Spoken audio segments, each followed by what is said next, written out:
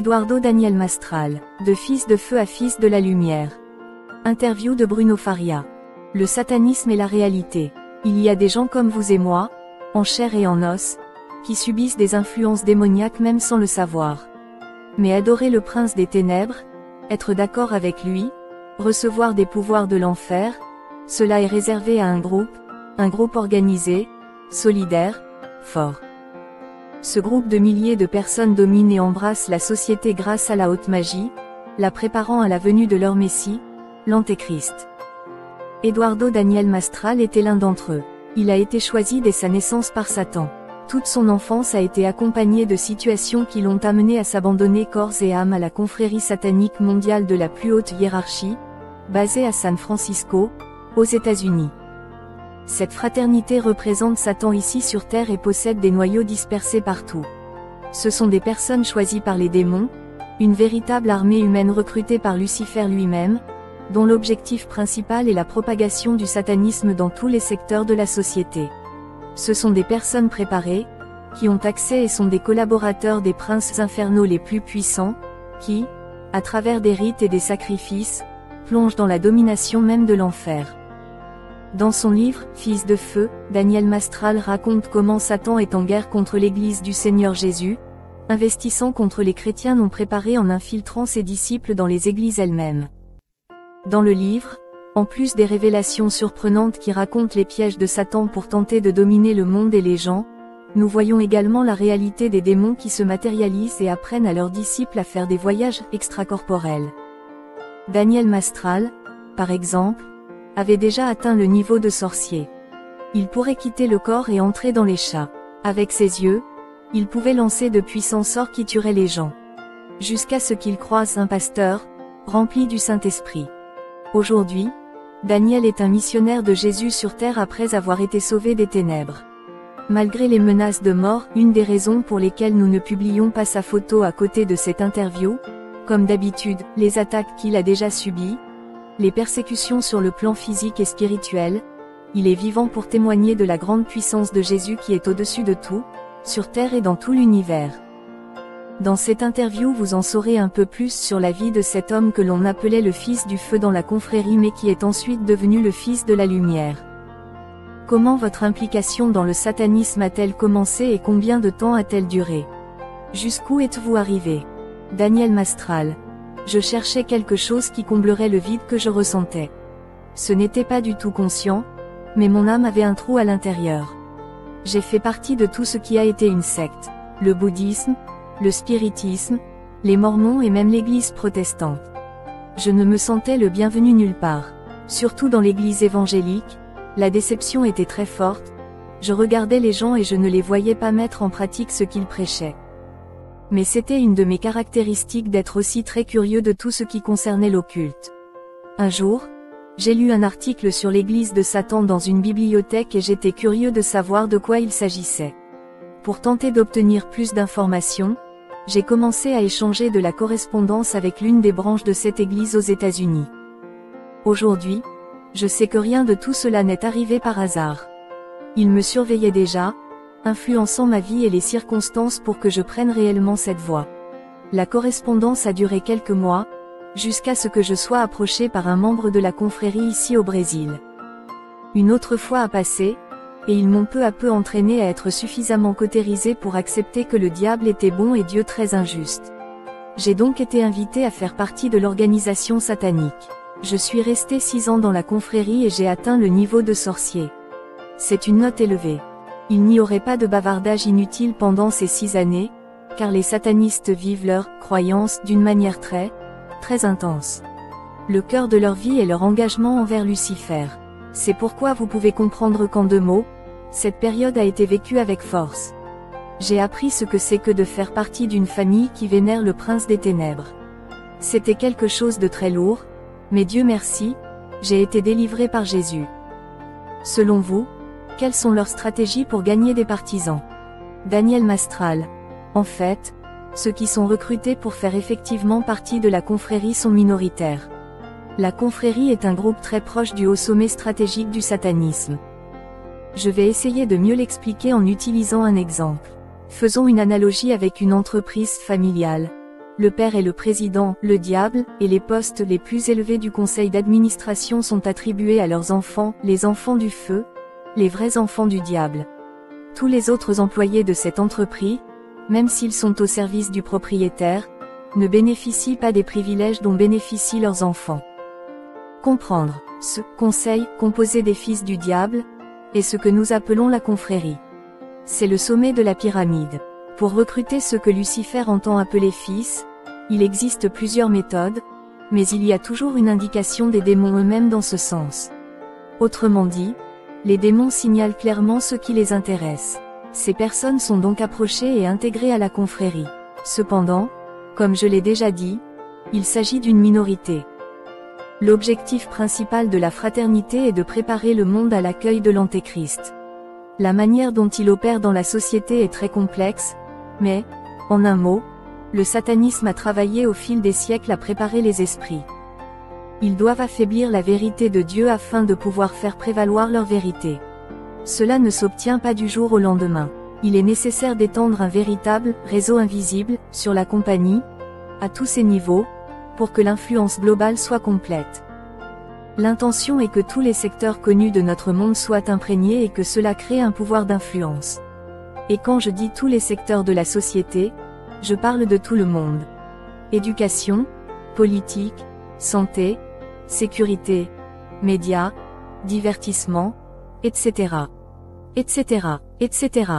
Je ne veux pas transmettre ici un point de vue pessimiste, mais la Bible elle-même déclare dans 1 Jean 5h19 que le monde entier est sous le contrôle du malin. Des gens impliqués dans les plus hautes puissances infernales, principautés et puissances, travaillant jour et nuit pour que cela ressemble à cela. Quel genre de pratique au sein de la confrérie pourriez-vous qualifier de diabolique? Daniel Mastral, tout au sein de la confrérie est diabolique. Tout, absolument tout, car ils sont en effet capables d'offrir au diable le culte qui lui plaît. La révélation leur parvient de la même manière que la révélation biblique nous parvient. Pour mieux comprendre cela, nous savons adorer Dieu d'une manière agréable parce que nous avons reçu la révélation d'en haut. Avec les vrais enfants du diable, la même chose se produit, les anges déchus eux-mêmes ont apporté les révélations de l'enfer. Et bien sûr, tout ce que Lucifer aime. C'est terrible, je n'ai pas vraiment envie de m'étendre, même parce que tous les détails que nous avons pu aborder sont décrits dans mon livre. Mais j'ose le souligner, il est temps d'oublier les pratiques communes de l'Umbanda, du Kimbanda et du Candomblé et qui font partie de notre culture brésilienne. Le sang qui plaît au diable n'est pas le sang des animaux. C'est du sang humain, c'est l'offrande acceptée, la monnaie spirituelle, le prix requis pour que quelque chose se produise est là-dedans. Rien de ce qui n'est pas sous cet anneau de sang n'a de valeur et n'achète rien au diable.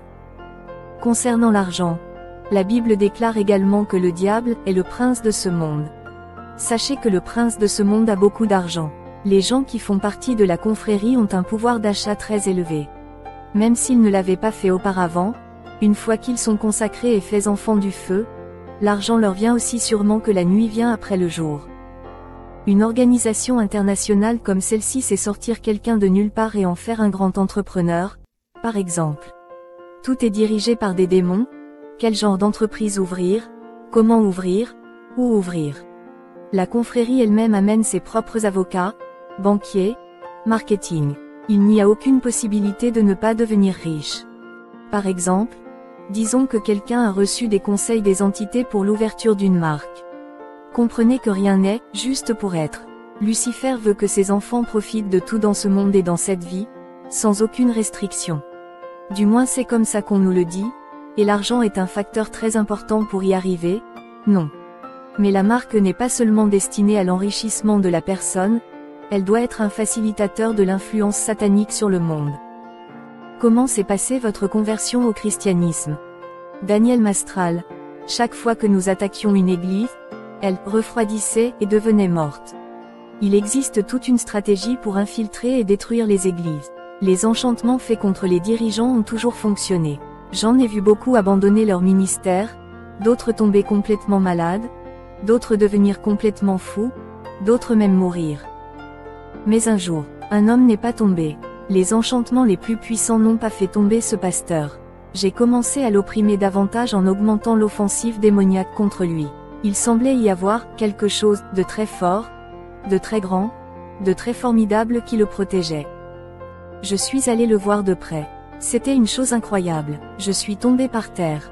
J'ai perdu connaissance. Cet homme vient de prononcer le nom de Jésus et j'ai senti mon corps brûler. J'ai failli mourir mais sa compassion m'a empêché de mourir. Jusqu'à présent, les choses m'étaient absolument incompréhensibles. Quelle puissance y avait-il dans ce nom? Jésus. La vérité est que cet homme connaissait Dieu. Ce n'était pas quelqu'un qui se contentait de parler de Dieu. Contrairement aux autres, dont le christianisme était imparfait, faible, intellectuel, de façade, ce pasteur était en communion avec le Créateur. Quelle différence fait la sainteté d'une personne. Et ce jour-là, ma vie a changé. J'ai rencontré un Dieu de force, de puissance et de gloire qui a complètement changé mon existence. À quel genre de lutte avez-vous dû faire face pour avoir rompu votre engagement envers les frères musulmans? Daniel Mastral. Personne ne peut en sortir. Depuis le début, on sait que c'est un chemin sans retour. Le prix de la désobéissance est la mort. Le temps et l'espace ne suffiraient pas pour vous raconter ce que j'ai vécu. Mais au moment où je suis parti, j'ai perdu tout ce que j'avais, et cela m'avait été donné par le diable. La seule chose qui me restait était la santé. Pourtant, la menace de mort plane toujours sur ma vie et sur celle de ma femme. Nous avons subi de nombreuses menaces, notre argent a été volé de manière surnaturelle, des animaux sont morts, nous avons perdu notre emploi, nous avons subi toutes sortes de représailles. Mais Dieu a été à nos côtés et ce qui s'est passé s'est produit avec sa propre permission. Afin que nous soyons formés afin de bien réaliser le plan qu'il a pour nous. Le Seigneur des armées a été très fort et a protégé nos vies. C'est grâce à cet amour attentif de Dieu que ma femme et moi sommes vivants et marchons selon ses desseins. Nous avons eu la chance d'entrer en contact avec les anges de Dieu. Nous pouvons vraiment dire que même dans les tribulations nous sommes heureux parce que grâce à elles nous avons appris à connaître notre Dieu. Quelle a été la réaction des croyants en général à votre témoignage? Daniel Mastral. Dans le collectif, dans les églises où on fait des séminaires, c'est une bénédiction, Dieu nous surprend toujours. Beaucoup sont guéris dans l'âme. Il y a des délivrances, des conversions, etc. C'est une fête sainte, où Jésus-Christ opère avec liberté et gloire. Nous amenons l'Église à connaître les stratégies de l'ennemi, même si l'accent est davantage mis sur les stratégies de Dieu pour mener le bon combat, car l'Église périt par manque de connaissances, Osée 4/6. Mais au quotidien, dans la vie individuelle, il arrive encore que les gens aient peur et s'éloignent de nous. Nous avons peu d'amis. C'est plus ou moins ce qui s'est passé au temps de David et Goliath, l'armée se tenait au bord de la vallée, brandissant ses boucliers, ses épées, vantant ses forces et ses titres. Un seul descendit dans la vallée pour affronter le géant. Mais nous en avons également beaucoup appris. Dieu n'a pas besoin de quantité, il veut de la qualité. Dieu recrute et entraîne une armée comme les Gédéons qui ne doivent pas compter sur des milliers de milliers. Quelques-uns peuvent faire la guerre parce que la bataille appartient au Seigneur. En fait, rares sont ceux qui sont vraiment à nos côtés, descendant dans la vallée et combattant les grands princes de l'enfer. Neusa Isioka, le pasteur Gesher, le pasteur Ubirajara Crespo, le pasteur Sarah et quelques intercesseurs. Ce sont eux les vaillants que Dieu a placés à nos côtés. Nous louons Dieu pour ces précieux vases d'honneur. Cela a été formidable de pouvoir marcher aux côtés de ces personnes courageuses, sanctifiées, pleines de l'amour de Dieu, qui connaissent la parole et le sens de la vraie vie de communion avec le Seigneur. Rares sont ceux qui ont le courage de David de ne pas regarder la taille du géant, mais de faire confiance à la taille de Dieu. Nous avons été profondément touchés de recruter des guerriers comme David. Comme je l'ai dit, notre Père forme une armée puissante pour l'affrontement des derniers jours. Parce que la guerre s'intensifie à mesure que le temps du diable s'écoule et que le moment où le Christ viendra pour son épouse approche. Il est temps de se battre comme jamais auparavant dans l'histoire de l'Église. La bataille finale sera une confrontation sans précédent. Daniel, comment est ta vie aujourd'hui? Daniel Mastral. Aujourd'hui, nous donnons des séminaires sur le combat spirituel dans les églises et dénonçons la tromperie qui s'infiltre dans les églises sans en faire la promotion. Surtout, nous mettons l'accent sur la puissance de Dieu et partageons avec l'Église ce que nous avons appris au cours de ces années de lutte, où nous expérimentons les stratégies du Père et sa puissance souveraine. En plus des conférences qui sont soutenues par beaucoup de matériel, transparent, polycopiés, vidéos, etc. Nous écrivons et avons d'autres projets de livres supplémentaires, comme peut-être un livre de bataille spirituelle pour enfants, dans lequel nous nous concentrerons sur les principes bibliques tels que l'obéissance au pays, ne pas mentir, louer Dieu, etc. D'une manière simple et amusante. Bien sûr, nous n'exerçons le ministère aujourd'hui qu'après avoir reçu un appel clair de Dieu. Au début, nous avions peur, mais nous avons fait un pas de foi. Nous avons tout abandonné, emploi, profession, etc. Isabella est médecin et sert Dieu aujourd'hui à plein temps. Nous avons traversé un désert pendant près de 2 ans, où notre foi a été mise à l'épreuve et prouvée jusqu'à la sortie du livre, Song of Fire. Bien entendu, les luttes se poursuivent. L'histoire du livre s'est déroulée il y a quelques années, donc ce qu'il prédisait se produirait à partir de la fin du 3e cycle, 1998. Vous pensez que ce qu'ils avaient prédit s'est produit? Daniel Mastral. Oui, pour l'instant il reste selon le planning préétabli, avec des personnes prenant position à des endroits stratégiques, etc. Même Marlom, qui semblait vous apprécier comme un fils, vous a rappelé.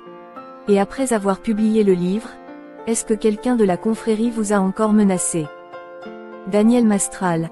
Marlom est venu me voir à plusieurs reprises pour essayer de me persuader de revenir, en me proposant de l'argent, ce que je n'ai pas accepté, bien sûr.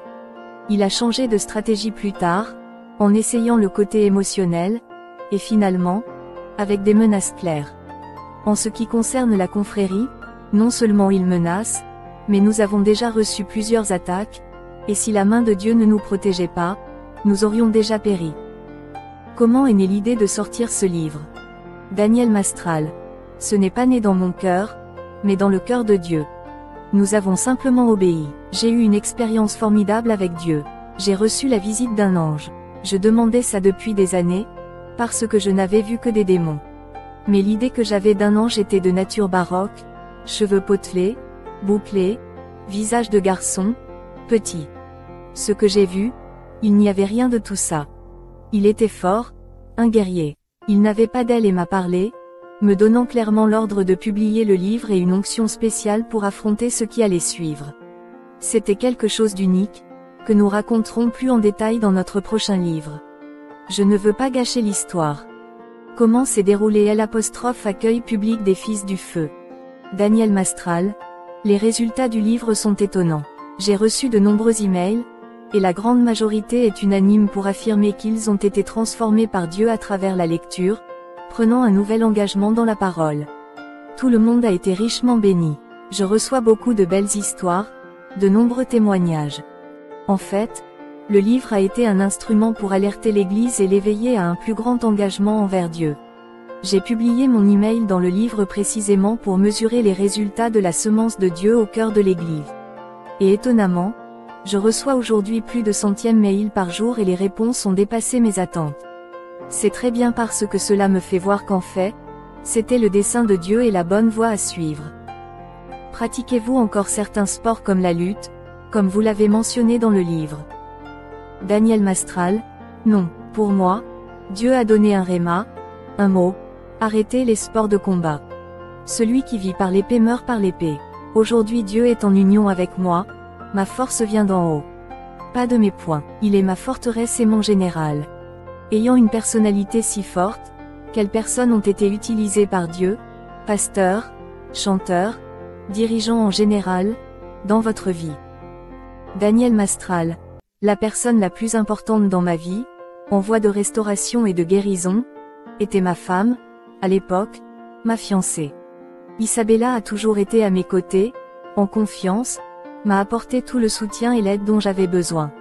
Elle était et est toujours une grande amie et aide des chrétiens. Elle a pleuré quand j'ai pleuré et s'est réjouie de mon bonheur. Elle a eu le courage de ne céder à aucune menace, même lorsque nous avons subi de violentes attaques contre notre famille et nos animaux de compagnie. Je ne peux pas non plus manquer de citer Neuza Isioka, une grande amie et un formidable instrument entre les mains de Dieu pour aborder le ministère de délivrance et de guérison intérieure. C'est avec beaucoup d'amour et d'autorité qu'elle a été utilisée pour me libérer de tant de mauvaises choses qui étaient encore dans mon cœur, notamment des souvenirs douloureux. Il y avait aussi une autre femme, Marie de Lourdes, qui est diaconesse de l'église dont je faisais partie. Elle est restée à nos côtés dans les moments les plus difficiles, subvenant aux besoins en tant que pasteur. Elle était une intercesseur spéciale et fidèle. Quel est votre plus grand rêve à propos de Dieu? Daniel Mastral. Maranatha, notre Seigneur vient. 1 Corinthiens 16h22. Et comme voyez-vous la reconversion des artistes, comme Baby do Brasil par exemple. Bernadette Dinora de Carvalho City, Niterói, 18 juillet 1952, mieux connue sous le nom de Bébé du Brésil et également sous le nom de Bébé Consuelo, est une chanteuse, compositrice et multi-instrumentiste brésilienne. À la fin des années 1990, Baby s'est fait baptiser, devenant évangélique, poursuivant sa carrière de chanteuse tout en devenant pasteur du ministère du Saint-Esprit de Dieu, au nom du Seigneur Jésus-Christ, fondé par elle le 5 avril 2000. Wikipédia. Daniel Mastral. Je vois en elle la manifestation de la puissance de Dieu. J'ai vu l'interview de Baby dans l'émission de Joe, j'ai adoré. Je ne peux pas quantifier son engagement envers Dieu, mais d'après ce que j'ai pu voir, elle était très sincère. Elle parlait ouvertement de ses convictions, sans se soucier de ce qu'il pourrait penser de sa nouvelle foi. Elle a montré beaucoup de joie et une conversion authentique. Mieux que beaucoup de pharisiens de notre temps, qui choisissent les meilleures paroles, les gestes les plus percutants, la meilleure intonation de voix. Mais ils n'ont pas de vie avec Dieu. Quelle est votre opinion sur les médias évangéliques? Daniel Mastral. Je ne veux juger personne. Mais le mot est clair à ce stade. Pour tout homme qui invoque la gloire, il n'y a aucun moyen de manifester la puissance de Dieu en lui. L'autorité spirituelle vient de la soumission et de l'obéissance, de l'humilité. Le diable ne se soucie pas des gens dont le christianisme est plus soutenu par lui que par le royaume de Dieu, car l'orgueil les a déjà abattus. L'enfer craint et tremble devant les cœurs purs et les humbles, ceux qui préfèrent dire que Jésus doit grandir et que je dois diminuer. Quelle est votre plus grande expérience avec Dieu en dehors de votre conversion? Daniel Mastral. Beaucoup même, en provision, en protection, en expérience avec les anges, en discernement. Ils sont rapportés dans le nouveau livre, Warriors of Light. Pourriez-vous nous laisser un message pour terminer l'entretien? Daniel Mastral. Face à la situation actuelle, c'est-à-dire la fin des temps et l'avènement de l'Antéchrist, face à la révélation de la fraternité, il n'y a pas d'autre solution pour l'Église que de revoir certaines conceptions. Premièrement, être conscient que nous sommes en guerre. Deuxièmement, se préparer à la guerre. Et troisièmement, alors seulement, partez en guerre. C'est comme ça qu'on fait pour mener le bon combat. Je pense qu'il est indispensable de dire que nous sommes en guerre. En ce qui concerne la préparation de l'Église, je voudrais souligner un seul aspect parmi tant d'autres, la nécessité de la sanctification. L'Église a souffert d'être contaminée par le monde, par la chair de ceux qui sont ancrés au pouvoir, et si souvent divisée par des choses temporelles et transitoires. Avant que nous soyons prêts à affronter la bataille finale, nous avons besoin de nous repentir, de confesser nos péchés et d'un véritable changement d'attitude. La plupart des chrétiens attendent avec impatience le retour de Jésus, mais je voudrais rappeler ce fait, Jésus revient lorsque le scénario de l'Apocalypse est terminé. Mon dernier mot est donc le suivant, Matthieu 24h36-42. Parce que nous ne savons pas à quelle heure notre Seigneur viendra. Et sans sanctification et sans vie avec Dieu, nous courons le risque de voir l'Antéchrist face à face. Matthieu 24h36-42. Mais de ce jour et de cette heure, personne ne le sait, pas même les anges du ciel, mais mon Père seulement. 37. Mais comme furent les jours de Noé, ainsi sera aussi l'avènement du Fils de l'homme. 38. Car comme au jour qui était avant le déluge, ils mangeaient et buvaient, se mariaient et donnaient en mariage, jusqu'au jour où Noé entra dans l'arche. 39. Et ne le sut pas jusqu'à ce que le déluge vint et les emmena tous, ainsi en sera-t-il de il y aura aussi la venue du Fils de l'homme. 40. Alors deux seront dans le champ, l'un sera pris et l'autre laissé. 41. Deux femmes moudront au moulin, l'un sera pris et l'autre laissé. 42. Veillez donc, car vous ne savez pas à quelle heure votre Seigneur viendra.